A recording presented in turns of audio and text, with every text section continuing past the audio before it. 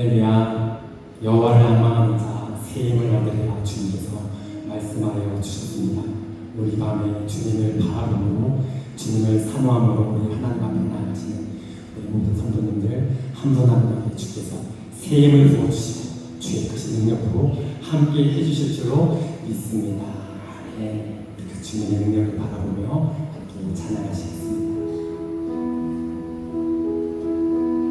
주의 강한 손과 편팔로 나와 내 가정 하나님 주시옵소서.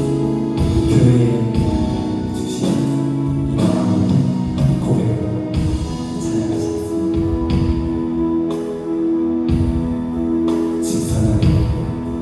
신선한 능력을 아시네.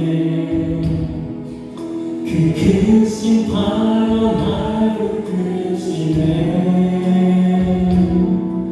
전망 속에도 흔들리지 않고 사랑하는 주 얼굴도 다시 한번 신선한 능력은 신선한 능력으로 아시네. 그 크신 발로 날 부르시네. 절망 속에도 흔들리지 않고 사랑하는 주 얼굴로 선한 능력으로 일어서니 선한 능력으로 주만을 지으리 믿음으로 우리 보내어 주시기를 영광의 새날을 맞이는 이전의 괴로움 나의 옷사로 고난의 길을 걷는 날에도 주님께 모두 맡기우리라. 근데 승리는 우리 선한 능력으로 일어서시는 선한 능력으로 일어서리 주만을 지으리 믿음으로 우리 보내야 될 주시는 영광의 새날은 우리 시간 소리 높여 주님이 하신 고난을 주님이 하신 고난의 승자를 우리도 감사하며 받으리니 주님의 나무 고난 채워가 예수와 복음 위에 살 예수와 복음 우리 한 번 더 선포합니다. 예수와 복음 위에 살 선한 능력으로 일어서 주님만 주만을 지으리 믿음으로 우리 보내야 될 주시기를 영광의 하나님께서 우리 다시 한번 선한 능력으로 이뤘으니 선한 능력으로 주님을 일어서게 주시옵소서.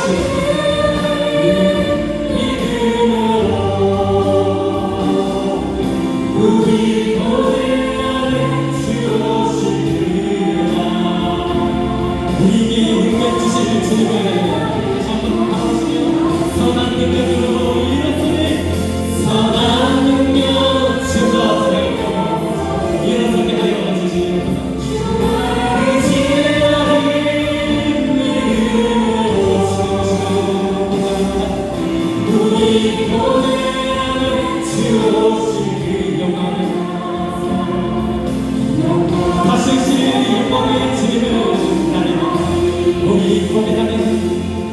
우리 고대 승리의 대나무 선포하시는 승리의 대나를 마치리라.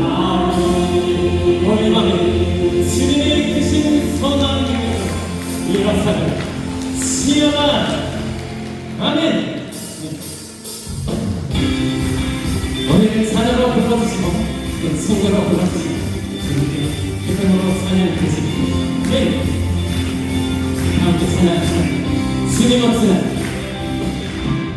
주님 어찌 날 생각하시는지 들으시는지 내게로 주님 진실로 날 생각하시네. 날 사랑하네. 놀라워 우리 다시 한번 주님 어찌 날 생각하시는지 들으시는지 나의 기도를 들으시는 주님 내게로 하면 주님 진실로 날 생각하시네. 날 사랑하네. 놀라워라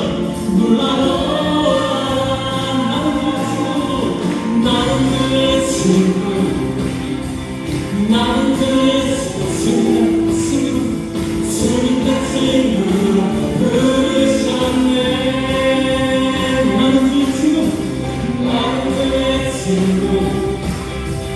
나는 그의 친구 거기 봅시다. 주님의 친구로 부르셨네. 우리 다시 한번 주님 어찌 날 생각하시는지 들으시는지 나의 기도를 들으시는 주님 내게로 하면 주님 진실로 주께서 날 사랑하시기를 날 사랑하네. 놀라워라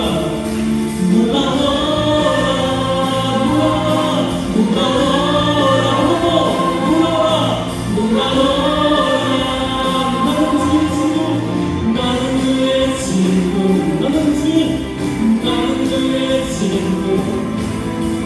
주님의 친구로 주께서 나는 친구로 부르셨습니다.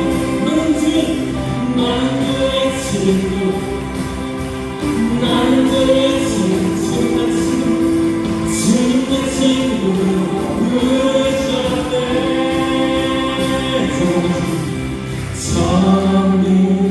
전능하신 영광의 주님 우리가 믿고 믿는 하나님 전능하신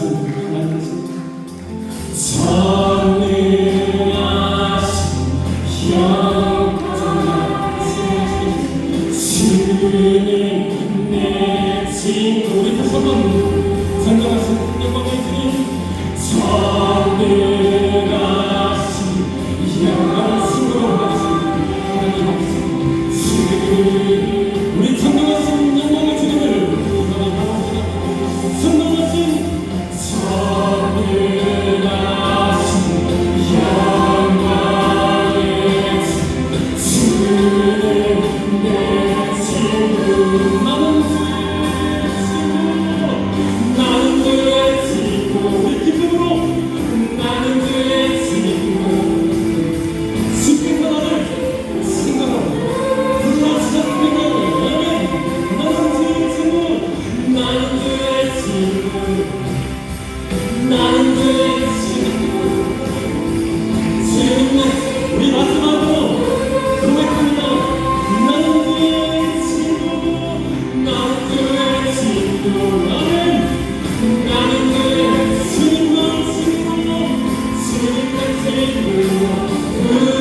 부르셨네. 하나님의 친구로 나를 부르신 하나님께만 감사와 찬양을 올려드립니다. 아멘. 이제 자리에서 다 일어서셔서 기쁨으로 찬양하기를 원합니다. 여호와를 기뻐하는 것이 우리의 힘이라고 말씀하신 주님을 바라보며 주 안에서 기뻐해 주 안에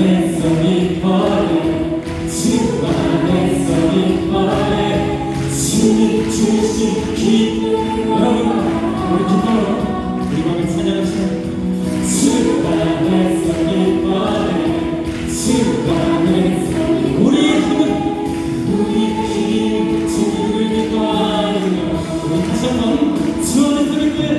주 안에서 기뻐할 수 없을 때 주 안에서 기뻐하며 주님 주신 기쁨을 기뻐라.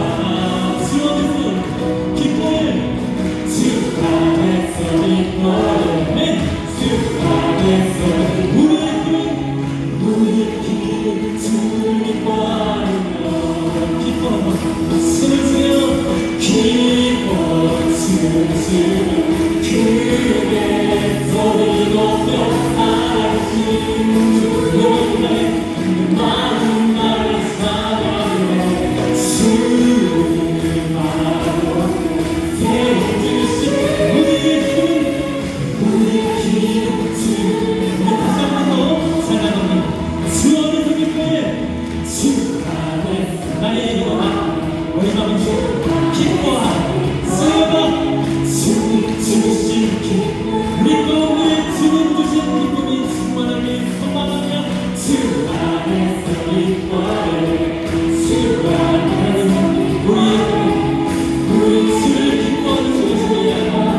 우리 다음에 기뻐 주시며 기뻐 주시며 크게 소리 높여 나르신 대왕의 많은 말씀 주를 바라보니 주 우리 가운데 힘을 주실 것입니다. 우리의 힘 주를 기뻐하며 무화과 나무 만들고 오늘 주님을 함께하시니 주님을 선포하시라. 나를 믿고 기뻐하고 수고하리라. 우리 꿈으로 숨어주며 기뻐 주시며 크게 소리 높여 하신 주님의 이름을 나의 마음을 찬양하며 주를 바라보는 우리의 힘 주를 기뻐하며 기뻐하며 승리를 부르니 기뻐하며 승리의 노래 부르니 그의 주가 되고시 그 사랑으로 거룩한 자로와 칭찬하며 서럽게 우리 시간 전심으로 전심으로 기뻐하니 성령이여 함께하십니다. 함께하시니 기뻐를 치며 주께 그 손을 주의 왕을 찬양하라. 너와 함께 찬양의 모든 원수를 멸하신 주님 찬미의 왕 함께하시네.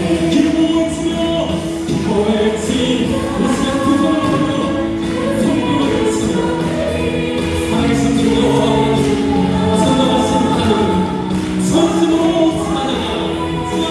모든 원수를 멸하신 주님 찬미의 왕. 우리 다시 한번 기쁨으로 기뻐를 치며 기뻐를 치며 성령을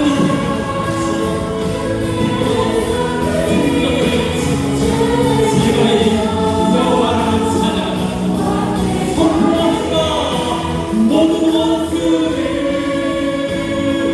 멸하신 주님 찬미의 왕 함께하시네. 성령의 왕 찬미의 왕 한 번 더 부탁드립니다.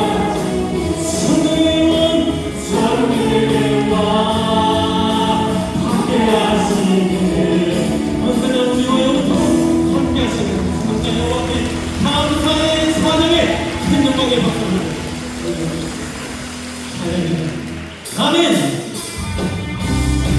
주님께서 우리에게 말씀하시는 주의 영이 있는 곳에 자유함이 있느라 말씀하여 주신 하나님 내가 사용하지 못했습니다.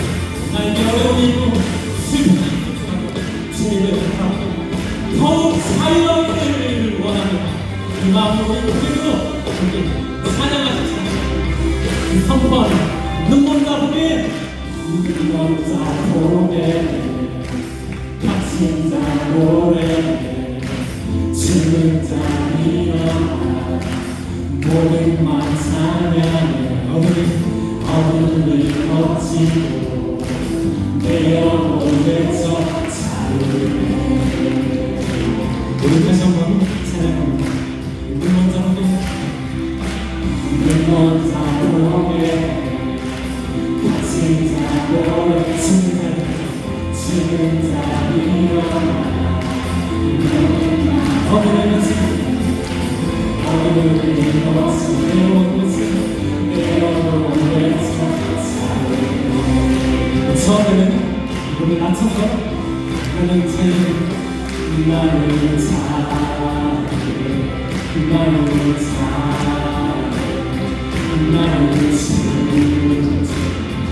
나를 주지 주님 나를 사랑해 주님 나를 잘해 다섯 번째는 눈먼자 보게 같이 죽은 자라고 노래하는 것입니다. 죽은 자이야 나의 몸을 누워보는 어둠이 거친 내 몸부터 내 영혼을 외쳐서 소리 높여 자유해 자유해 나는 자유해 나는 자유해 나는 진리해 나는 주주해 주님만의 자유해 자유해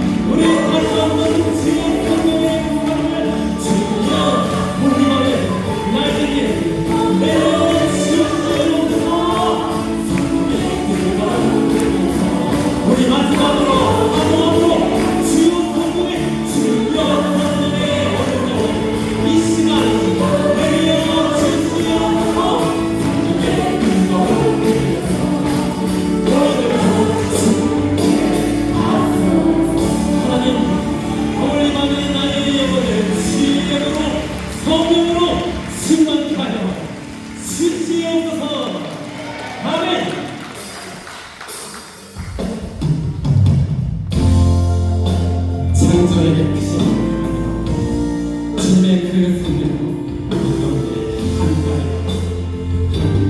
우리를 일으켜서 주시옵소서. 성령의 기름으로 임하여 주시옵소서. 기도하는 마음으로 찬양합니다. 창조의 아버지, 창조의 아버지, 그 성리 보이사 택하신 새를 기어 이 땅을 고치소서. 주의 크신 능력, 주의 크신 능력, 만물이 사모하니 성령의 기름 부어주소서. 성령의 기름 부어 이 시간 임하여 이 시간 임하소서. 주영광 여기 일어나사 영원한 그리 비추소서. 주의 얼굴 구하네 주의 향기 머무소서. 내 맘의 통치자 하나님을 사랑합니다. 내 맘의 통치자, 혈관의 통치자, 세상이 보리라 신실한 주님의 약속을 신실한 우리 성도입니다. 교회는 승리하리, 교회는 승리하리.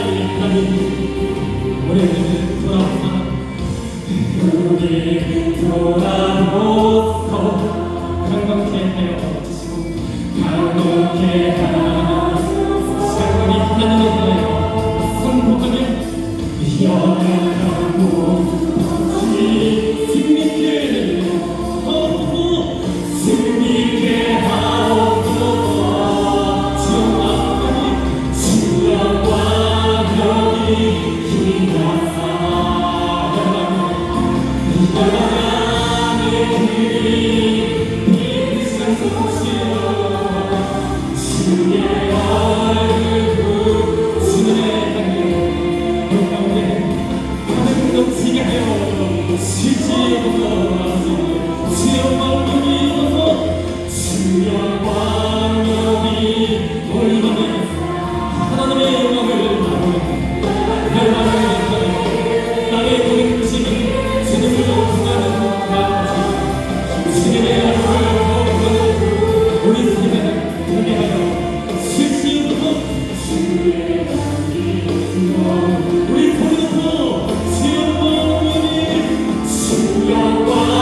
여기 임하사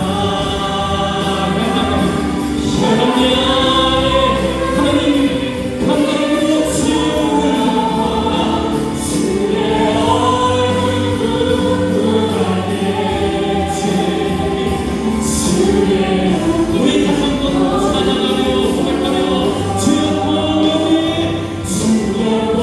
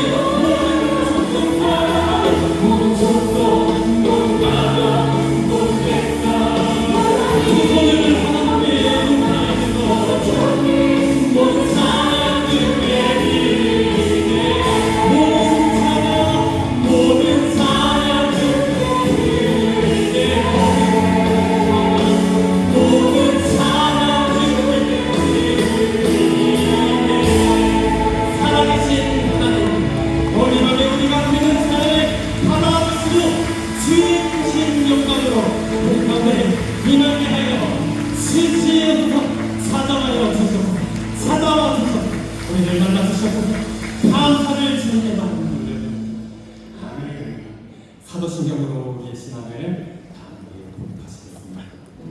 전능하사 진리를 하나님 아버지를 그 위한 우리 주 예수 그리스도를 이는 성령으로 동정이와 은혜와 기다를 십자가에 못 박혀 죽으시고 장사한 죽은 자 가운데서 전능하신 하나님 편에 저를 산자와 심판하러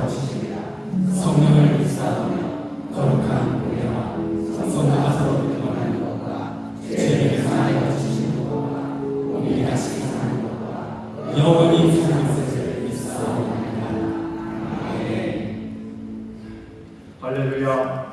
오늘도 저희를 기도의 자리로 부르신 하나님, 감사와 찬양을 올려드립니다.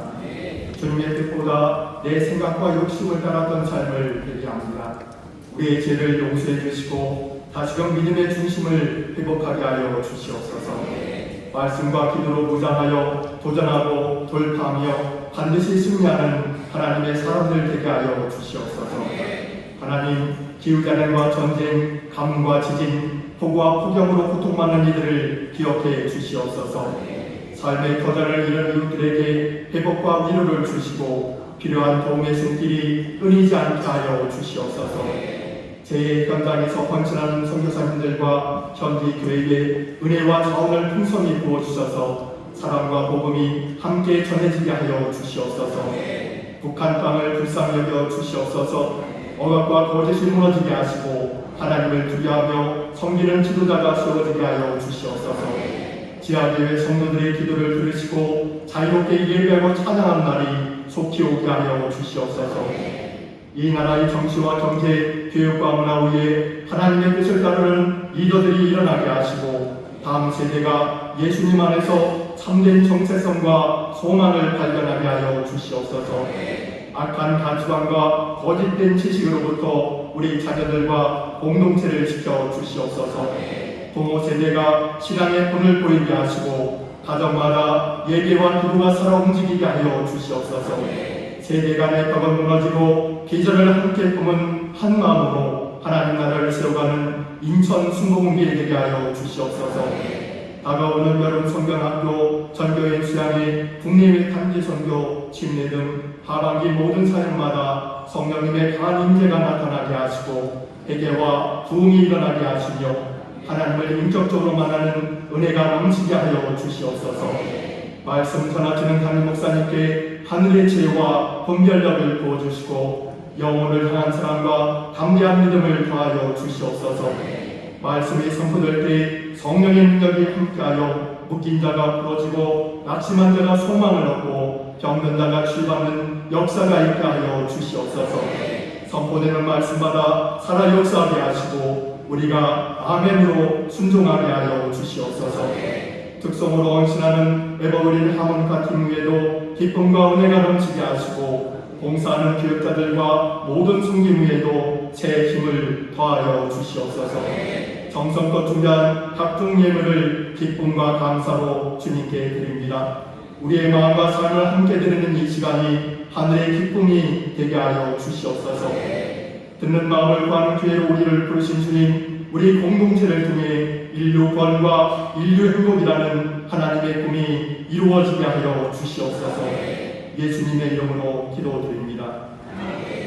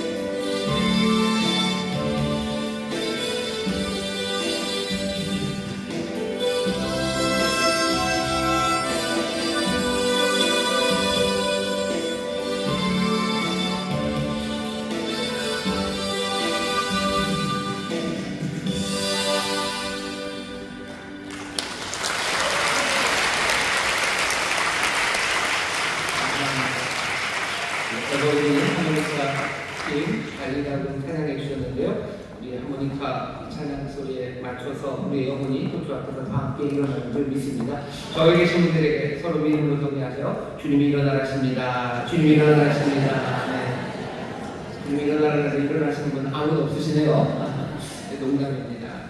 에버그린 하모니카 팀이고요. 우리가 오늘 성금마다 권사님들이 찬양을 해주셔요. 그 찬양팀 이름이 늘 푸른입니다. 에버그린 늘 푸른. 뭐 이렇게 같이 가요. 에버그린 그러면 생각나는 건 올드보이입니다. 얘기가 길어질 것 같습니다. 우리 저에게 계신 분에게 서로 믿음으로 격려했으면 좋겠습니다. 오늘 좋은 일이 일어납니다. 오늘 좋은 일이 일어납니다. 함께 일하는 분들과 반갑게 인사하겠습니다. 인천 수보고 검단나무리교회 함께 해주시고 인천의 경우가 함께 일하는 모든 분들 하나님의 넘칩니다. 감사합니다. 오직 나머지에 함께 일하는 주의 놀라우신 사랑이 함께 하실 줄 믿습니다. 함께 일하는 주시기 비가 참 많이 왔습니다. 인천에도 비가 와서 친구들 보니까 빗기회가 여기 저기 있는데 그래도 인천은 좀 나은 것 같습니다. 남쪽 충청도 쪽에 전라도 쪽에 비가 참 많이 와서 지금도 복구에 어려움을 겪고 있는 것 같고요. 그리고 또 어려움이 있습니다. 여러분들 그곳에서 어려움을 당하시는 분들 위해서 기도해 주시고 또 장마가 끝났다고 하는데 끝난 줄 알았는데 또 이게 장마라고 이름 붙이기도 어렵고 이게 뭔지도 모르는 사람들은 기후 위기고 기후가 변해서 한반도의 기상이 달라졌다고 합니다. 그러면서 두려움 내지는 뭔가 경각심을 불러일으키는 그런 상황입니다. 두려워할 일은 아닙니다. 하지만 정말로 뭔가 바뀌어지고 변화되어가는 일들 가운데 사람들이 해놓은 여러 가지 편안함 그리고 우리가 만들어놓은 그 뭐라 해야 되나요? 안일함이 세상을 조금 더 힘들게 만들고 있는 건 사실입니다. 비가 많이 오면 비 안 오는 곳으로 가서 살면 돼요. 사실은 온도가 올라가면 추운 지방으로 올라가서 살면 되죠. 하지만 그렇게 될 때 움직이기 어려운 사람들이 있고요. 삶의 터전을 잃어버리는 사람들이 있습니다. 날씨가 더워져도 에어컨 빵빵 나오는 사람들은 별로 어렵지 않아요. 하지만 에어컨이 있는 곳에서 살기 어려우시고 또 밖에서 계속 일해야 되는 분에게는 더운 여름이 더욱 힘든 겁니다. 뭔가 변화되는 일들이 좋은 변화가 되어야 하는데 사람들이 힘들게 하는 그런 변화들이 있기도 합니다. 이 모든 것들 가운데 사람들의 악함이나 우리의 안일함이 있다면 그 안일함에 경각심을 가져야 되고 또 우리 악함이 그것들을 만들어낸다면 하나하나 우리의 삶의 변화를 이루어내기 시작해야 됩니다. 한번 하고 우리가 한 사람 몇 사람이 한다고 해서 세상이 변하지 있겠냐라는 안일한 생각은 어쩌면 그리스도의 사람들이 할 일은 아닙니다. 우리에게 맡겨주신 책임입니다. 온 세상을 정말로 생명 가득하고 이 땅에 평화가 가득하고 하모니가 가득하게 만드는 것을 하나님께서 사람들에게 맡기셨고요. 예수의 사람들, 하나님의 백성들이 그 일을 해야 합니다. 기후위기라는 말에 너무 두려워서 떨지 마시고 하지만 우리가 잘못한 건 없는지 우리가 살피지 못한 건 없는지 더 살피면서 더 좋은 변화를 위해서 기도하고 또 수고하는 우리 성도님들 되기를 주의 이름으로 축원합니다. 좌우에 계신 분들에게 서로 먼저 얘기하셔요. 좋은 일이 일어납니다. 좋은 일이 일어납니다. 주의 능력 안에서 좋은 역사가 일어날 줄 믿습니다. 오늘 금요철야 귀한 시간 하나님이 주시는 말씀은 출애굽기 2장 1절부터 10절까지 말씀입니다. 성경을 펴주시죠. 구약성경 출애굽기 2장 1절부터 10절까지 말씀입니다. 출애굽기 2장 1절부터 10절까지 말씀입니다. 찾으신 것 같은데요. 우리 한 목소리로 공독하겠습니다. 레위 족속 중 한 사람이 가서 레위 여자에게 장가들었더니 그 여자가 잉태하여 아들을 낳아 그 준수함을 보고 그를 석 달을 숨겼더니 또 숨길 수 없이 되네 그를 위하여 달 상자를 가져다가 역청과 나무집을 치자고 아이를 거기 담아 사슴과 갈대 사이에 두고 그 너희가 어떻게 되는 것을 알려고 멀리 있었더니 바로의 딸이 목욕하러 하수로 내려오고 시내를 하숫가에 던질 때에 그가 갈대 사이에 상자를 보고 시내를 보내어 가져다가 열고 그 아이를 보니 아이가 우는 자라. 그가 불쌍히 여겨 가로되 이는 히브리 사람의 아이로다. 그 너희가 바로의 딸에게 이르되 내가 가서 히브리 여인 중에서 유모를 불러다가 당신을 위하여 이 아이를 젖먹이게 하리이까. 바로의 딸이 그에게 이르되 가라. 그 소녀가 가서 아이의 어미를 불러오니 바로의 딸이 그에게 이르되 이 아이를 데려다가 나를 위하여 젖을 먹이라. 내가 그 삭을 치리라. 여인이 아이를 데려다가 젖을 먹이더니 그 아이가 자라매 바로의 딸에게로 데려가니 그의 아들이 되니라. 그가 그 이름을 모세라 하여 가로되 이는 내가 그를 물에서 건져내었습니다 하였더라. 아멘. 오늘 설교 제목은 나일 강변의 여자 주인공들이라는 제목으로 말씀 나눠봅니다. 나일 강변의 여자 주인공들입니다. 여기 강가에 여인들이 있습니다. 바로의 딸이고요. 그리고 모세의 누나가 되는 미리암이 나일 강변에 있습니다. 오늘 이 말씀, 읽은 말씀이 왜 이런 상황이 이루어졌는지는요. 출애굽기 우리가 읽은 2장 바로 앞에 있습니다. 1장 20절 보면 애굽의 왕 바로가 명령을 내립니다. 그러므로 바로가 그 모든 시민에게 명하여 가로되 남자가 나거든 너희는 그를 하수에 던지고 여자여든 살리라 하였더라. 우리 사람은 아이가 남자이면 하수에 나일강에 다 던져서 죽이라고 하고 여자아이는 살려도 된다라는 명령을 내렸습니다. 그 명령 후에 한 집에 아이가 태어났고요. 그리고 그 아이를 석 달을 어떻게 조심조심 기르지만 석 달이 지나니 어려워요. 아주 깐난쟁이였을 때도 울음소리를 어떻게 좀 조용히 하겠지만 이제 석 달이 지나서 아이의 우렁차는 울음소리를 막으라할 수는 없습니다. 그러니 어머니는 어떤 부모님들은 이 아이는 이제 이렇게 집에서 기르다가는 반드시 죽을 거예요. 그러니 살려내기 위한 마지막 방법은 그냥 혹시나 누군가 불쌍히 여기는 사람을 만나기를 바라며 나일강 그곳에 갈대상자의 아이를 놓고서 떠나보내는 그 방법밖에 없는 겁니다. 그 사건이 있고요. 그리고 오늘 우리가 읽은 이 두 여인이 나일 강변에서 만나게 됩니다. 오늘 우리는 출애굽기 말씀을 지금 읽고 있습니다. 출애굽기라는 게 하나님의 약속이 어떻게 이루어지는지를 우리에게 보여주는 말씀이에요. 아브라함을 하나님이 부르셔서 아브라함을 부르시고 아브라함의 가족을 부르셔서요. 세상 모든 민족을 복되게 하시려고 작정을 하셨습니다. 그 일 가운데는 어떤 일이 있어야 되냐면 아브라함을 통해서 하나님이 큰 민족을 이루게 하신대요. 땅을 주실 거고 큰 민족을 이루게 하실 거라고 약속을 하셨어요. 그래서 그 큰 민족, 그렇죠? 아브라함의 자손인 큰 민족이 세상 모든 민족을 복되게 할 겁니다. 그런데 큰 민족을 이루는 방식이 여기 출애굽기 이제 여기서 나와요. 이 창세기까지는 몽땅 다 가족의 이야기였습니다. 가족 사이에, 형제 사이에 미움들, 질투들, 서로 죽이는 일들, 또 때로는 형제 외의 이야기, 화해의 이야기, 가족 안에서 이루어질 수 있는 온갖 이야기들이 창세기에 있었어요. 하지만 출애굽기로 오면 얘기가 달라요. 이때부터는 한 가족은 아브라함의 가족은 하나님 말씀하신 것처럼 민족을 이룹니다. 큰 민족을 이뤄요. 근데 재밌는 건 뭐냐면 사람들이 처음 아브라함의 말씀, 아브라함에게 주셨던 창세기를 우리가 읽는다고 생각해 보죠. 그럼 우리가 상상해가죠.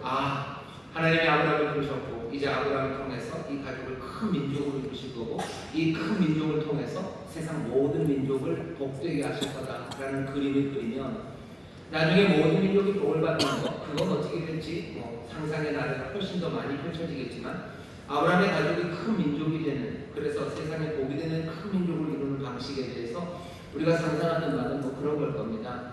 뭔가 대단한 영웅이 나타나든지 아니면 하나님의 복을 많이 주셔서 아주 순탄하게 차근차근 정말 행복한 나라, 부유한 나라, 부강한 나라 그렇게 큰 민족을 이루어갈 거라고 생각합니다.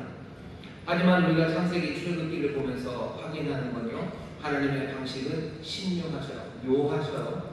하나님이 큰 민족을 이루는 방식은 여기 애국으로 와서 400년간 종살이를 하면서 자기의 땅을 떠나와서 고생하고 짓밟히고 그렇게 어렵게 큰 민족을 이루어가는 그 방식을 취하셨습니다. 여기 우리가 생각해야 되는 하나님은 우리의 생각과 다르다만 있는 것은 아니에요.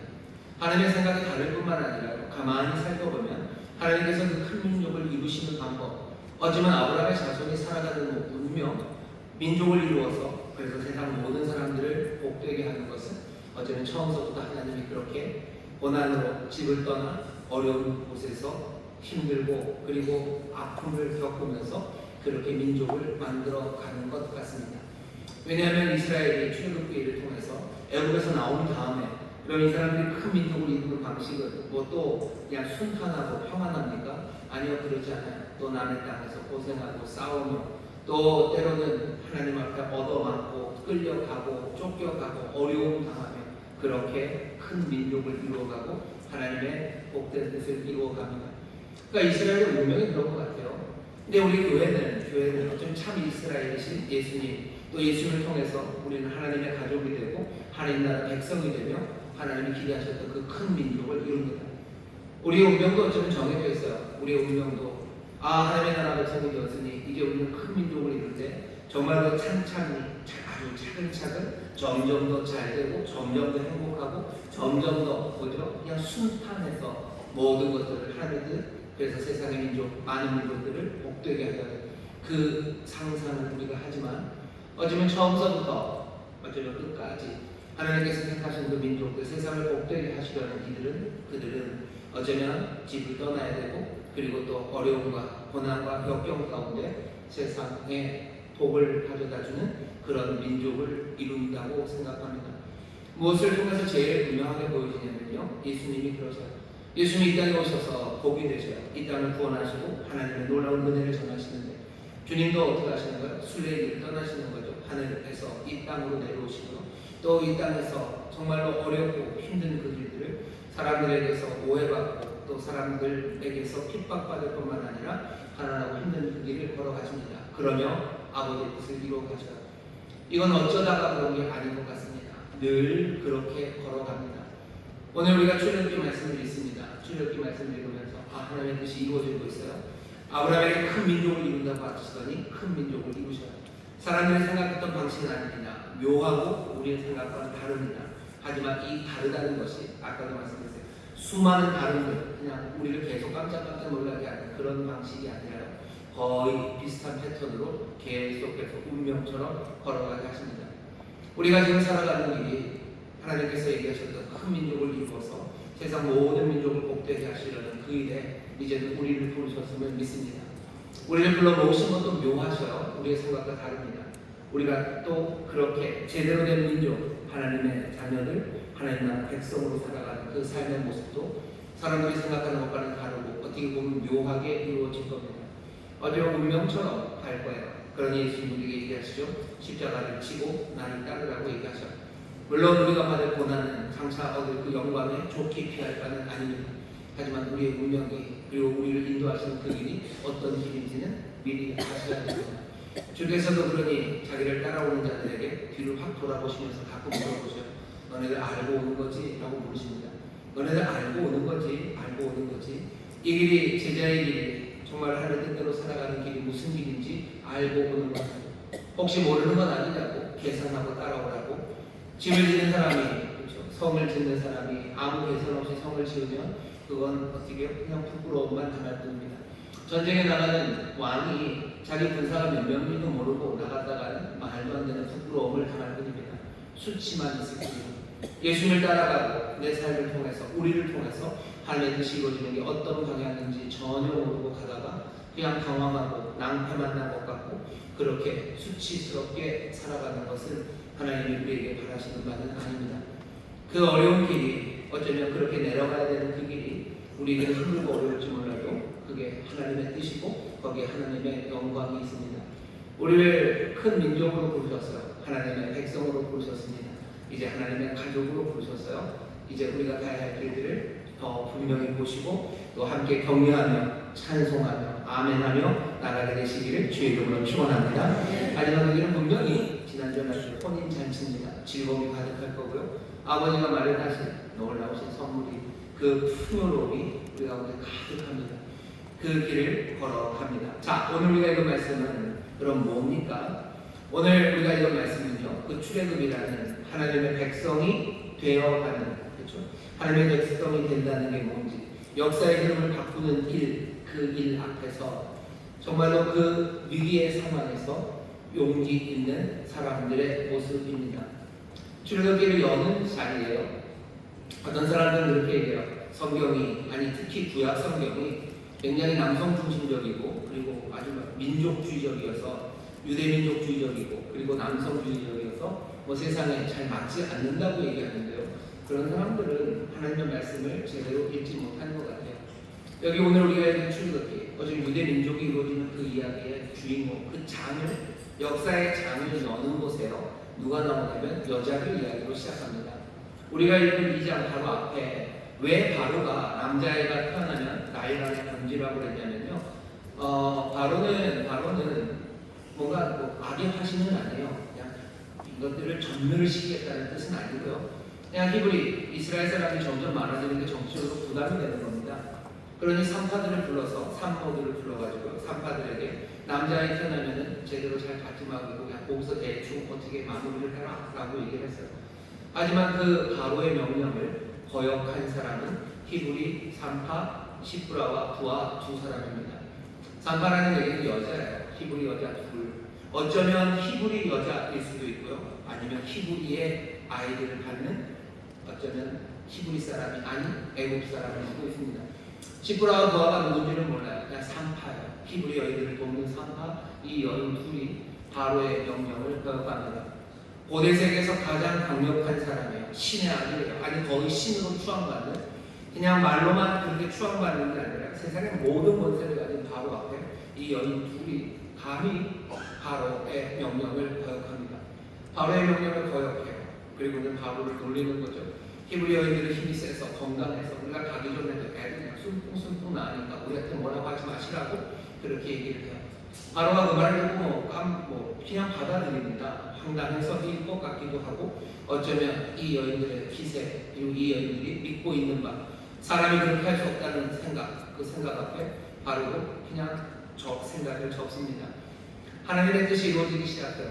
하나님의 뜻대로 큰 민족을 이루어가는데 어떻게 시작이 됩니까? 여기 여인들의 담대하고 용감한 어쩌면 왕에 대한 불순종이 하나님의 역사를 이루어가요.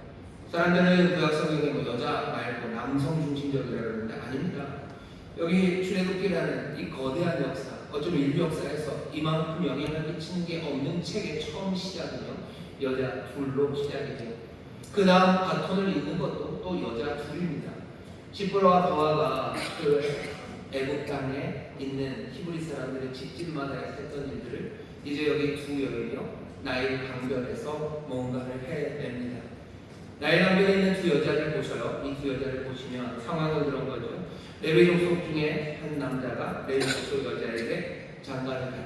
그리고 자녀를 낳습니다. 자녀를 낳는데 아들 하나를 낳았어요.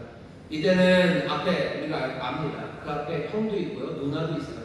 그때까지는 바로가 애가 태어나면 어떻게 해라 이런 얘기가 없었던 시절입니다. 그러니까 앞에 있는 형 아론과 그리고 미리암은 좀 운이 좋았죠. 근데 이제 태어나는 우리가 알고 있는 모세는 나쁜 시절에 태어났어요. 바로의 명령이 내려왔습니다.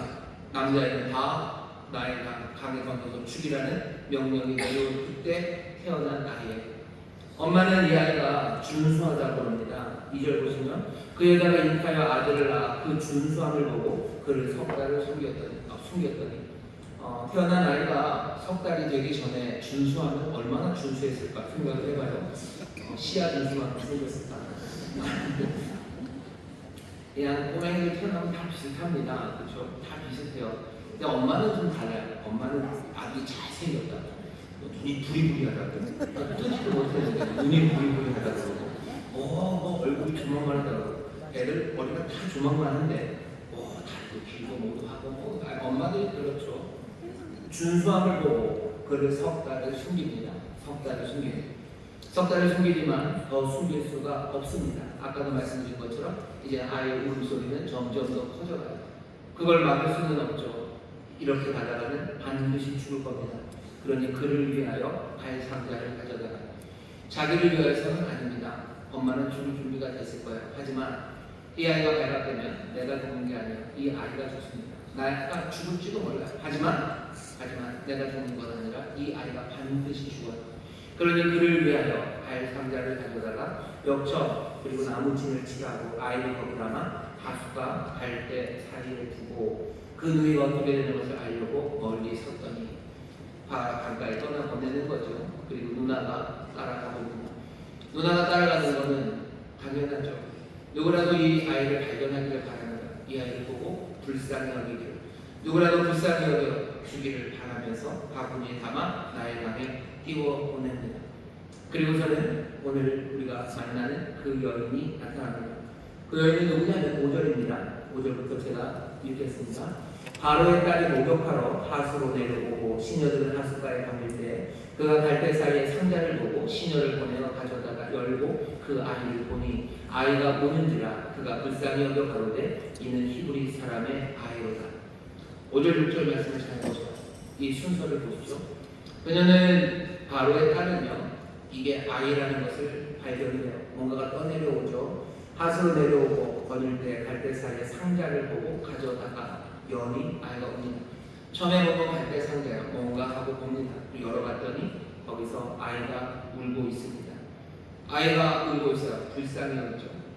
강에서 떠내려오는 아이, 누가 봐도 불쌍합니다. 불쌍하게 여기는 게 자연스러워. 그리고 그것이 인간적이고 연민의 반응입니다.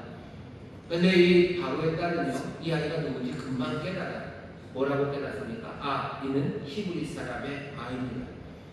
바로의 딸은 이 아이가 왜 어떻게 히브리 사람의 아이인 걸 알았을까요? 거기에 뭐 이름이 써있나? 이 아이는 히브리 사람의 아이입니다. 아니면 뭐 생긴 게 애국 사람이랑 히브리 사람이 너무 달라서 그냥 첫 보면 그냥 석 달만 된 아이도 그걸 구별할 수 있을 정도로 그렇게 달랐을까요? 그러진 않습니다. 그냥 딱 하나, 누가 아이를 이렇게 버리겠습니까? 누가 아이를 이렇게 버립니까?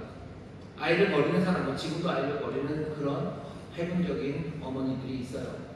그래서 뭐 어디다 갖다 버리고 어디서 나서 어디서 그냥 플로시처럼 내려버리고 그렇게 하는 부모들이 있어요. 아마 애국에서도 그런 사람이 있었을 겁니다. 어디 저 쓰레기장 뒤쪽에 뭐가 아이가 버려졌으면 히브리 아이라고 생각하지 않았을까요? 하지만 이 버려진 아이는요, 그냥 버려진 게 아니라 갈상자에 역청과 역청을 바르고 나무진을 갈아서 고이 담아서 보내는 거예요. 누가 아이를 이렇게 버립니까? 이건 히브리 사람밖에 없어요. 아끼는 아이예요. 하지만 죽일 수는 없으니까, 죽일 수는 없으니까 사실은 말을 대충은 따른 겁니다. 강에 던지라고 그랬죠. 그래서 강에 가져다 놓은 거예요. 이럴 수 있는 건 히브리 아이밖에 없습니다.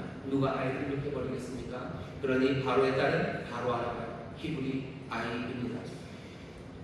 그렇게 생각한 건 왜 그런 거죠? 아버지의 명령입니다. 자기 아버지 바로의 명령, 히브리인에 대한 바로의 명령을 생각했기 때문입니다. 그러니 이제 상황은 급변해요. 이건 연민의 자리가 아닙니다. 그냥 나의 강가에 떠내려오는 아이를 보고 연민과 불쌍함으로 지금 이 바로의 딸은 서 있을 수만은 없어요. 왜? 이 아이가 히브리 사람의 아이이기 때문입니다. 그때부터 상황은 달라져요. 아이를 구한다는 것, 그것을 연민으로 할 수 있는 일은 아닙니다. 왕의 칙령, 왕의 명령을 어기는 거예요. 일반인들 왕의 명령 들어야 됩니다. 아, 공주니까 안 들어도 돼요? 아니요, 정반대입니다. 왕족이라면 더욱더 왕의 명령을 제대로 이행해야 될 책임이 있습니다. 그런데도 공주는 지금 이 바로의 딸이며 이 상황에서 다른 일을 합니다. 여기 하나 재밌는 건 뭐냐면요, 이 상황을 주목해 보셔요. 지금 이 사건이 일어날 때 바로의 딸이 그냥 어쩌다가 이 아이를 발견한 게 아니에요. 여기 지금 시녀들이 다 있습니다. 따라온 시녀들이 있어요. 시녀들이 다 보고 있어요. 목격자들이 많습니다. 나중에 모세는 유대인들 히브리 사람을 괴롭히는 그 애굽의 관리를 쳐서 죽여요. 아무도 못 봤을 줄 알았어요. 하지만 여기 이 여인 바로의 딸은요, 다 알아요. 사람들이 다 보고 있어요. 그 시녀들 중에 혹시라도 자기를 싫어하는 누군가가 밖에서 떠버린다거나 아니면 그렇지 않더라도 그냥 이렇게 얘기하다가 이런저런 이야기하다가 이 이야기가 새어 나와서 발설이 되면 그게 얼마나 위험한지 압니다. 왕국에는 늘 소문이 무성하죠. 하지만 바로의 딸은 자신의 태도를 바꾸지 않습니다. 그거 보고서 히브리 사람이구나. 그러고 시녀 하나에 얘 너무 불쌍하니까 어디 저기 멀리 누구에게 갖다 주고 와라. 이렇게 하지 않아요. 이 여인 바로의 딸은요, 불쌍히 여기는 연민의 마음이 있었어요. 그것뿐만이 아닙니다. 이 여인은 용기 있는 사람이에요. 바로의 딸은 음치로 들지 않습니다. 바로의 딸은 얻을 것이 하나도 없어요. 이 아이를 어떻게 한다고 해서 얻을 게 있습니까? 얻을 건 하나 없어요. 잃을 것만 많습니다. 하지만 이 여인은 의심하지 않아요. 놀랍게도 이 여인은요, 불안해하지도 않아요. 그리고 주저하지도 않습니다. 나의 강가에 지금 여자 주인공 하나가 서 있어요. 소위 말하는 여주가 하나 서 있죠. 바로의 딸이 거기 서 있습니다.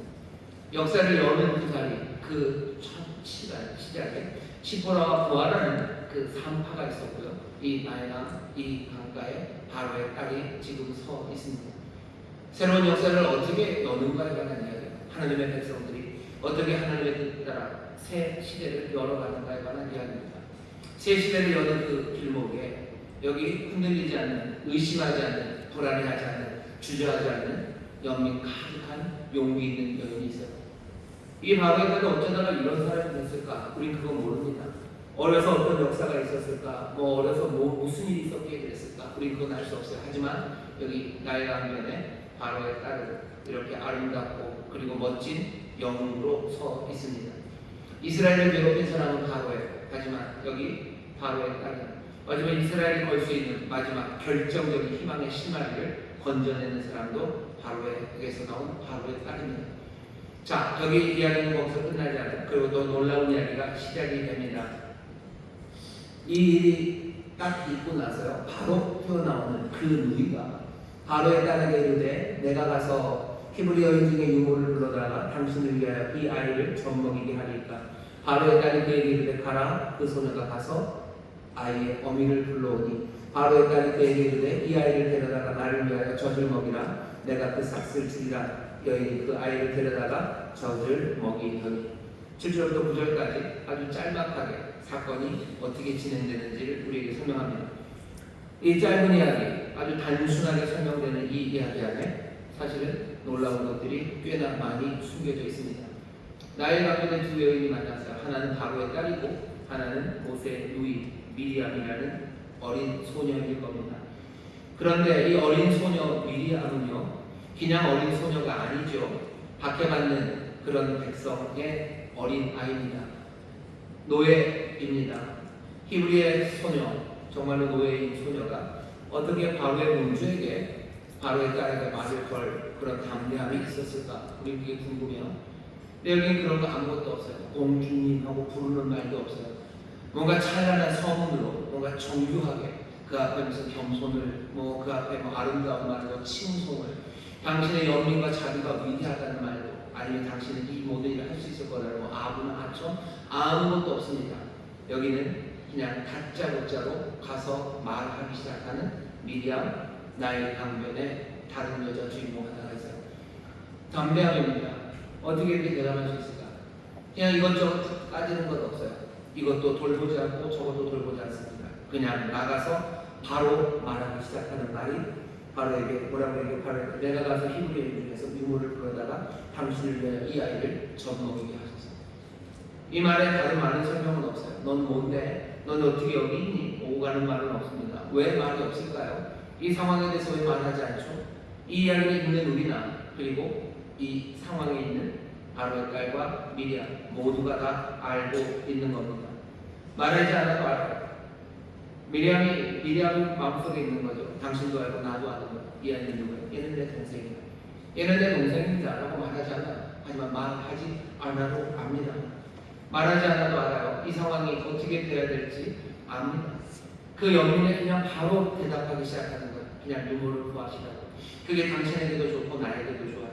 당신은 이 아이를 데려가면 왕궁에 데려갈 수 없습니다. 왕궁에 데려가면 온갖 설명을 해야 될 거예요. 하지만 이 아이의 엄마에게 그냥 젖먹이게 되어주면 설명할 필요 없죠. 또 우리는 우리대로 아이를 기르면서도 위험부담이 사라져요. 여기 미리암은요, 담대하게 그리고 아주 창조적으로 그 이야기를 전합니다. 바로의 딸은 상황을 압니다. 우리가 아는 것만큼이나 압니다. 미리암도 바로의 딸이 안다는 걸 압니다. 모두가 다 알고 모두가 다 이해하고 모두가 다 동의하는 일이에요. 미리암이 가서 말하는 그 창조적인 이야기가 대담한, 어쩌면 새로운 세상이 열려요. 많은 설명들, 구체한 설명들 그거 필요 없어요. 여기 미리암은 이 공주를, 바로의 딸을 믿는 겁니다. 바로의 딸이 알 거라고 믿어요. 신뢰죠. 그 신뢰가 지금 여기 미리암에게서 보이는 겁니다. 세상이 어떻게 새롭게 열릴 수 있을까? 어쩌면 함께 서 있는 사람에 대한 신뢰죠. 저 사람이 알 거라는 믿음이죠. 그 믿음이 있어야 새로운 세상이 열려지기 시작합니다.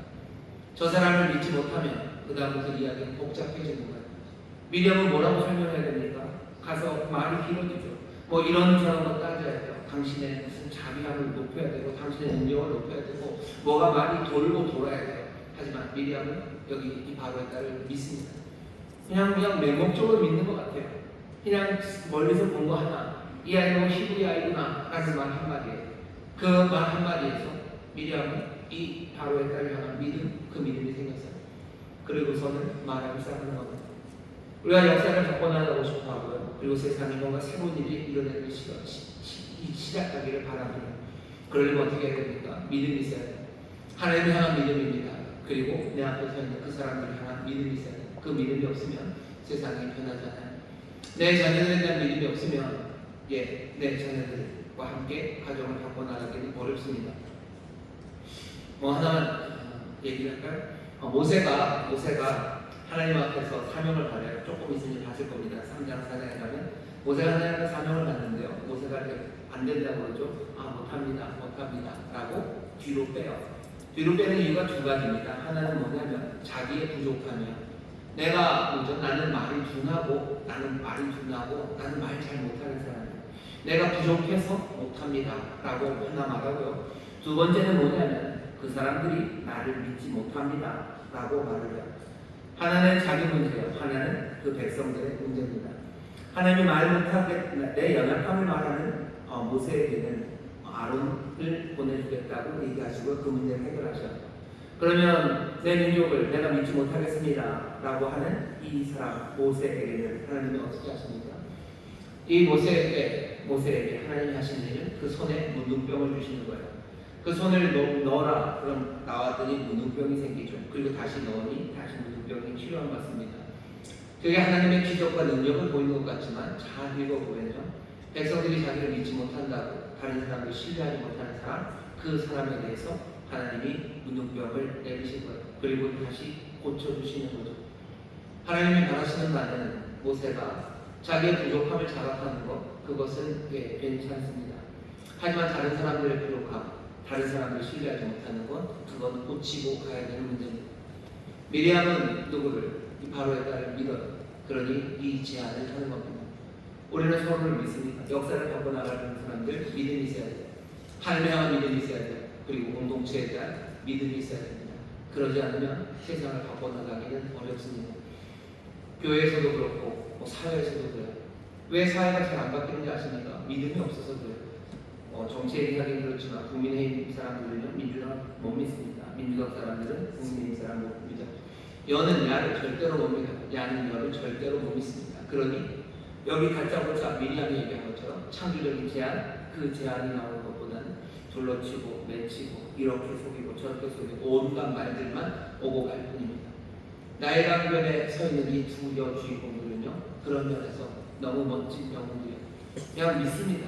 바로 내 딸을 미리암을 믿어요. 그리고 창조적인 제안을 합니다. 이 제안은 뭐죠? 바로의 딸도 알아요. 바로의 딸도 다 이해합니다. 그리고 바로 동의해요. 그리고 나서는 불러오라고 얘기합니다. 더 놀라운 이야기는 10절이에요. 그 아이가 자라매 바로의 딸에게로 들어가니 그의 아들이 되니라. 그가 그 이름을 모세라 하여 가로되 이는 그때가 그를 오래서 건져내었음이라 하였다. 바로의 딸의 연민, 그 자비한 마음은요 잠깐 동안 있었던 동정심은 아닙니다. 바로의 딸은 이 아이를 잊지 않습니다. 시간이 지나도 책임감은 줄지 않습니다. 바로의 딸은 책임지는 사람입니다. 그리고 어떤 결정을 해요? 어쩌면 가장 위험한 결정을 합니다. 이 아이를 입양해서 자기 아들로 키울 거예요. 히브리 아이라는 거 아는 사람들은 많아요. 신현주도 알고 언젠가 수근수근 나면 터져 나올지도 몰라요. 하지만 여기 이 바로의 딸은 이 위험한 결정을 합니다. 끝까지 책임지겠다는 거예요. 바로의 딸은 얼마나 용감합니까? 얼마나 그 연민과 자비에 있어서 용감합니까? 얼마나 책임지는 일에 용감합니까? 여기 나의 방면에 그 여인이 서 있어요. 어떻게 하나님의 뜻이 이루어집니까? 어떻게 이스라엘의 구원의 그 마지막 희망의 한 시로라기 같은 그 희망의 줄기가 계속해서 이어져 갑니까? 여기 있는 이 여인을 통해서입니다. 놀라운 건 이 공주, 이 바로의 딸이 모세라는 이름을 지었다는 사실입니다. 모세라는 이름을 지었다는 게 그냥 그랬다는 사실 하나를 전하는 것 아닙니까? 아니요, 그렇게 되지 않습니다. 이 아이를 모세라고 이름을 붙여요. 그리고 더 중요한 건 뭐예요? 이 아이는 모세라는 이름으로만 알려져요. 모세의 다른 이름을 압니까? 우리는 모릅니다. 여기 모세의 어머니가 미리암의 어머니죠. 요게벳이 그러면 아이를 정복이며 기를 때 이 아이를 뭐라고 불렀을 것 같으세요? 이 아이를 불렀던 뭔가 이름이 있을 겁니다. 그냥 항상 뭐 필명으로 불러요. 뭐 개똥이 그랬을까요? 아니요, 뭔가 부르는 이름이 있었을 거예요. 분명히 있었을 겁니다. 하지만 아무도 그 이름으로 이 사람을 부르지 않아요. 이 사람의 이름은 바로의 딸이 바로 붙여준 그 이름 모세로 불려집니다. 심지어 하나님, 그 거룩하신 하나님도 이 사람을 모세라는 이름 말고 다른 이름으로 불러본 적이 없어요. 모세라고만 부릅니다. 여러분 이거 이해하시려면 요셉이 있어요. 요셉이 애굽에 갔을 때 사분의 바네아라고 다른 애굽의 이름을 가졌어요. 하지만 요셉은 사분의 바네아라고 부르지 않습니다. 우리는 그냥 뭐라고 불러요? 우리는 요셉이라고 부릅니다. 요셉은 요셉이죠. 애굽 사람이 불려준 그 이름으로 부르지 않습니다. 우리는 그렇게 알고 있는데 가만히 보니 모세는 아니에요. 모세는 이 바로의 딸이 불려준 이 이름으로 불려집니다. 모든 선지자 중에서 이스라엘의 가장 위대한 선지자, 이스라엘의 영웅 중에서 가장 위대한 영웅입니다. 그 영웅의 이름은 부모가 지어준 이름으로 불려진 이름이 아닙니다. 하나님이 지으신 이름도 아니에요. 보통 구약에 보면 다 하나님이 지어주시던지 아니면 보통은 부모가 지어주죠. 하지만 모세는 아닙니다. 모세의 다른 이름이 분명히 있었을 거지만 성경 전체에서 이 이름 모세만이 유일합니다. 모세라는 이름이 여기 보면 건져내었다는 뜻이래요. 아마 히브리말 마샤라는 말이 이렇게 끌어올리다, 끌어내다 이런 뜻이 있어요. 마샤에서 모세가 나왔다고 설명을 합니다. 하지만 그 설명일 뿐이요. 모세라는 이름은 애굽의 이름이기도 합니다. 애굽에 모세스 아니면 메세스라는 이름이 있어요. 그리고 람세스라고 그 파라오의 이름 중에 람세스가 많죠. 그 람세스가 라가 그 이집트의 최고의 신입니다. 거기에 세스예요. 음세스죠. 모세스죠. 그 람세스가 되는 건데 람세스는 아들이라는 뜻, 아이라는 뜻이에요. 라의 아들이죠. 그러니까 바로의 이름 람세스는요, 라의 아들, 신의 아들이라는 뜻입니다. 모세스, 아들이라는 뜻이에요. 이건 애굽의 이름입니다. 애굽에서 노예 생활을 하던 이스라엘을 구원해낸 그 사람의 이름이 애굽 이름이라는 건 얼마나 아이러니합니까? 사실은 부를 수 없는 이름이에요. 하지만 그 이름으로 불립니다. 사람들은 어떻게 해석해요? 바로의 딸, 이 딸을 기억하라는 거죠. 이 딸에 대한 이 여인이 한 위대한 일에 대한 보상으로 하나님이 하신 일이라고들 생각합니다. 모세라는 이름을 붙여줬어요. 우리를 기억하게 하는 거죠. 부를 때마다 이름은 애굽의 이름입니다. 왜 모세는 애굽의 이름을 가졌어요? 그 바로의 딸이 구원해서 그 이름을 붙였어요. 구원의 놀라운 역사의 시작에 누가 있습니까? 이 나일강변에 용감하고 그리고 책임감 있는 여인 둘이 서 있는 겁니다. 바로의 딸 이름도 알려줬으면 좋을 것 같은데 아니요, 바로의 딸의 이름은 알려주지 않습니다. 왜? 그것으로 오히려 더 의미가 있어요. 이 여인은 바로의 딸입니다. 바로의 딸이라는 이야기를 계속해서 들려줘요. 계속 나옵니다. 5절에도 바로의 딸, 7절에도 바로의 딸, 8절에도 바로의 딸, 9절에도 바로의 딸, 10절에도 바로의 딸이에요. 뭐 그냥 공주라고도 안 그러고 그녀라고도 안 그러고 계속해서 바로의 딸이라고 강조를 합니다. 왜 그런 거예요? 왜 그런 것 같습니까? 바로라는 폭정을 하는 사람, 그 사람의 딸입니다. 하지만 그런 폭정이 이 바로의 딸을 망치지 않았습니다. 그 폭정과 호가, 그 악이 이 여인의 어쩌면 참되고 아름다운 인간성을 말살하고 파괴하지 않았습니다. 바로의 딸은 용감하게, 바로의 딸은 자비롭게, 바로의 딸은 정말로 책임감 있게 거기에 서 있다는 겁니다. 도덕적인 용기를 가진 사람, 이 사람은 정말로 어두운 한가운데서 빛을 낼 수 있다는 걸 얘기해 주려고 하는 거예요. 지금 여기 있는 이 이야기가 어떻게 유대 민족주의에 매몰들어서 유대인 말고 모든 것들을 다 악하고 아무것도 아니게 보는 그런 사람들의 이야기일 수가 없습니다. 오늘 이 본문이 우리가 알려주는 함의는요, 사람에 대해서 일반화하는 것, 고정관념 가지는 것, 그건 아니에요. 바로의 딸이면 호박스럽고, 바로의 딸이면 잔인할 거고, 아니요, 그렇지 않습니다. 바로의 딸은 여기 영웅처럼 정말로 이스라엘의 구원에 하나님의 귀한 도구로 거기에 서 있습니다. 우리는 사람들을 어떻게 봅니까? 바로에 따르면 어떨 것 같으세요? 우리는 사람에게 색칠을 하고요. 그리고 그냥 마음대로 미리 평가를 합니다. 애국 사람 모두가 악합니까? 아니요, 그런 건 아닙니다. 출애굽기 처음 시작서부터 우리에게 보여주는 이야기입니다. 하나님의 말씀, 구약 성경은 민족 중심적인, 유대 중심적인 이야기니까 아니요, 그렇지 않습니다. 바로에 따르어도 그 훌륭함과 믿어 그것을 발견하면 인정합니다.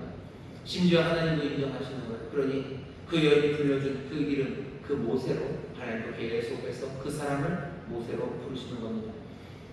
인간으로서 해야 되는 연민과 용기를 진정으로 보여준 사람 두 여인이 지금 우리 앞에 서 있는 겁니다. 오늘 이 말씀을 읽으면서 다시 한번 우리가 꿈꾸기 시작했으면 좋겠어요. 뭔가 새로운 역사를 이루어가는데 정말 하나님의 뜻이 이루어지는데요. 그 앞에 누가 서 있는지 보세요. 용기 있는 사람들입니다.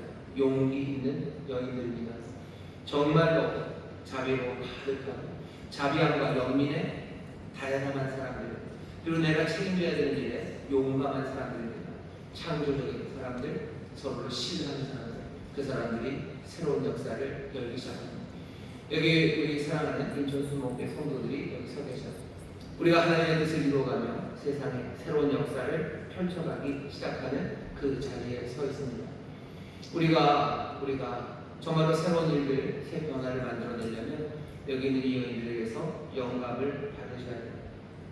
선한 것을 위해서 용기 있는 사람들, 정말로 자비와 연민의 마음에 흔들림이 없는 사람들, 주저함이 없는 사람들, 그리고 그 위험함을 감수하는 책임감 있는 사람들, 그 사람들이 세상을 바꿔냅니다. 대한민국이 어떻게 하나님의 뜻이 이루어질까 생각해 보시면요, 여기 나의 강변에 있는 이 두 여주인공처럼 그렇게 서는 사람들이 세상을 새롭게 열기 시작하고 하나님의 구원의 역사, 그 역사의 전위가 될 수 있습니다. 앞서가는 사람들은 용감한 사람들, 무엇을 용감해요? 자비에 용감한 사람들, 정말로 책임감에 용감한 사람들, 그리고 창조적인 사람들, 그리고 신뢰하는 사람들입니다. 서로를 신뢰하셔라. 그리고 용기를 내셔라.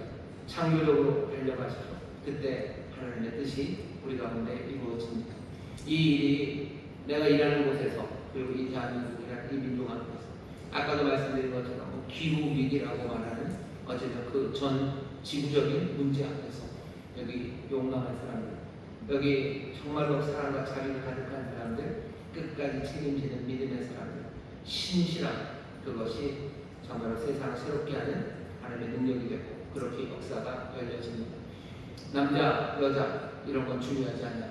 노예, 바로의 딸 중요하지 않아요. 내가 바로의 딸이어도, 내가 히브리 노예의 자녀여도 중요하지 않습니다. 히브리 노예의 딸이, 그리고 바로의 딸이 지금 나의 강변에서 하나님의 역사를 열고 있습니다. 우리의 이름이, 내게 주어진 그 삶의 환경이, 나를 부르는 이름이 어쩌면 세상에서 뭔가 변화를 만들기에는 약하고, 아니면 변화를 만들기에는 뭔가 훨씬 더 많은 부담이 있는 그런 사람일지라도 여기 나의 강변에 서 있는 이 여인들을 다시 한번 생각하시며 담대하게, 그리고 또 신실하게, 또 자비와 연민의 마음으로 함께 달려가는 저와 여러분들 되시기를 주의 이름으로 축원합니다. 주의 이름으로 축원합니다. 기도하겠습니다. 하나님 감사합니다. 오늘 이 밤에 우리 나의 강변에 서 있는 이 두 여인에게로 우리의 눈을 옮기십니다. 바로의 딸이라는 것, 히브리 노예의 딸이라는 것, 어느 것 하나도 선한 변화, 희망의 이름이 될 수 없을 것 같을지라도 여기 담대함으로, 정말로 자비와 사랑의 담대함으로, 또 책임져야 되는 담대함으로, 또 서로를 신뢰하며 서는 여기 두 여인을 우리가 보니 다시 한번 우리의 연약함, 또 우리의 과거의 모든 조건들 거기에 묶이지 말게 하여 주옵시고, 정말로 하나님만을 바라보며 용기 있게 자비와 긍휼의 마음으로, 또 신실한 책임으로 하나님 안에 새 길을 시작하는 하나님의 귀한 자녀들 되게 하여 주옵소서. 그렇게 나의 강변에서 새로운 희망이 솟고 또 하나님의 놀라운 역사가 이제 시작되는 줄 믿사오니 주여, 이 아름다움으로 서는 우리 성도들 되게 하여 주옵시고, 정말로 하나님께서 약속하신 바, 뜻하신 바, 놀라운 구원과 소망, 자유함을 만들어내는 하나님의 자녀들 되게 하여 주옵소서. 감사드리며 예수님 이름으로 기도하옵나이다. 아멘. 제 통소로 기도합니다. 기도하실 때요, 나일강변의 두 여주인공들입니다. 여기 세상을 바꿔내시려는 하나님의 뜻입니다. 역사의 흐름을 바꾸는 개인의 능력은 다른 것 아니라 용기입니다. 위기의 상황에서 내가 할 수 없다고 생각하고 또 내가 할 일이 아니라고 생각할 수밖에 없는 그 자리에서 정말로 끌어올려지는 용기입니다. 그래서 자비와 연민의 용기고 또 끝까지 책임지는 용기입니다. 또 서로를 신뢰하는 용기입니다. 우리에게 용기를 주시라고 기도하시고, 주여 정말로 나의 강변의 두 여인처럼 우리도 정말 하나님의 뜻을 이루는 데 쓰임받는 하나님의 사람들 되게 되라. 하나님의 나라가 임하고 또 알려주시는 자유함, 그 자유함에 귀한 도구가 되길 원하고, 성령님 우리에게 이 용기를, 이 자비를, 이 믿음을 허락하여 달라고 간절히 기도하실 때 다시 한번 우리를 결단하게 하시고, 또 우리가 건져내야 하는 것, 또 우리가 해야 되는 창조적이고 지혜로운 말들 우리에게 주시며 또 한 명까지 선을 이루시는 인도하시니 우리 가운데 임할 줄 믿습니다. 주여 세 번 깨우시고 함께 통성으로 기도합니다. 주여 주여 주여. 아버지 하나님 감사합니다. 아버지 하나님 감사합니다.